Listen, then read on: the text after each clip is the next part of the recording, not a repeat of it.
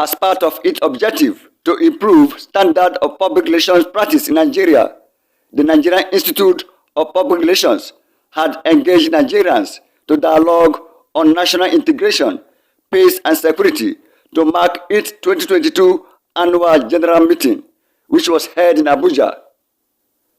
The dialogue summit had in attendance government appointees, political office holders, public relations officers, and individuals from across the country.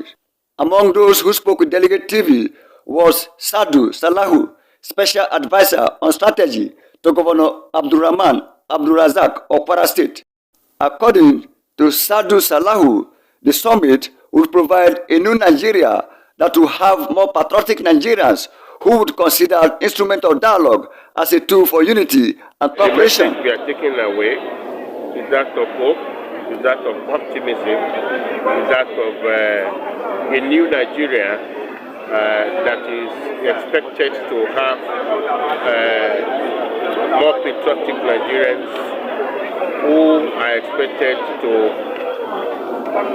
consider the instrument of dialogue as a tool for unity, as a tool for cooperation, as a tool for mutual understanding, as an instrument to appreciate each other, and as a tool to make sure that we appreciate the imperative, particularly among the political class, to have a paradigm shift that considers the need to ensure that resources are reallocated to favor the majority of Nigerian youths. That we must emphasize the need to make sure that our youths are taken into consideration in policy formulation, in budget planning, in national development. Speaking on the security situation in Kwara State, Salahu said what impacts security situation negatively or positively was commitment of leaders to making sure that economic prosperity of the entire people of the state was given highest priority. The assumption of office in the history of the state, Governor Abdulrahman Abdulrazak is the first to have appointed 3 different experts as special advisors on security matters. Part of what impacts on security positively and negatively is commitment of leaders to make sure that economic prosperity of the entire people of the state is given highest priority.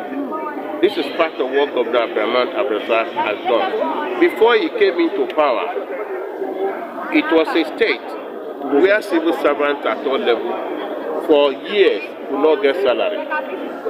It was a state where the resources of local government were diverted. It was a state where the women were dehumanized. It was a state where the youth were not taken into consideration in governance. Since Governor Abdulrahman Abdulrazak came into power, I can confirm to you, 3 years after, there's not a single month that the civil servants in the state have not been paid their salary as at Wednesday. The same thing applies to the pensioners.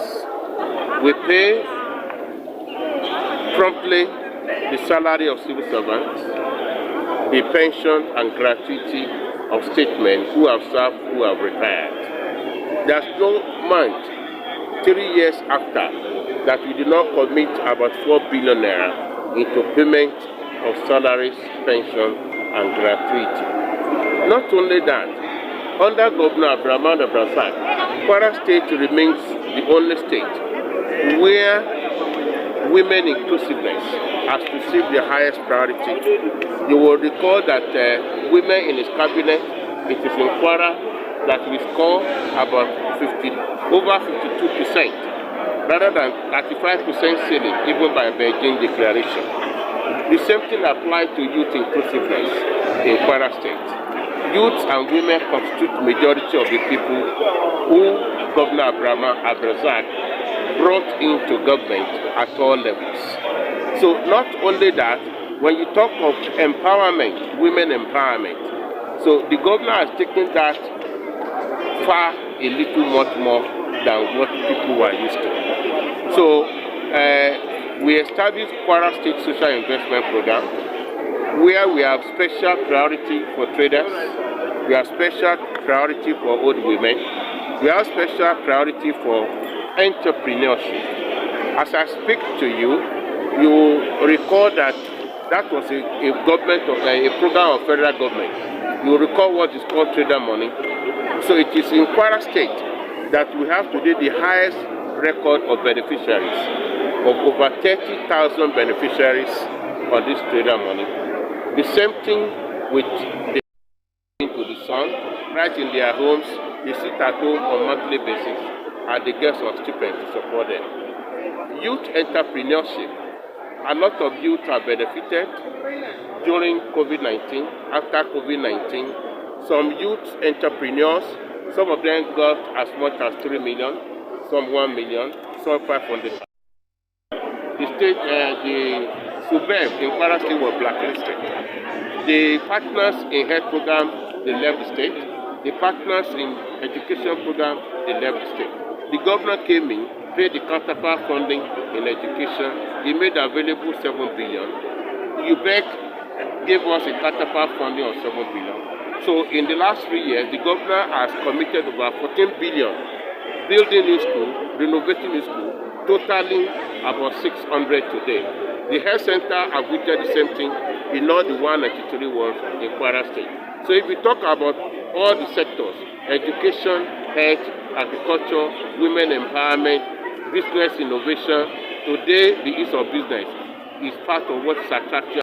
The special advisor to Kwara State Governor on strategy, Salahu, advised Nigerians to embrace national integration as the surest way for peace and unity of the country. I am Augustus Oche Ifene, Delegate TV, Abuja.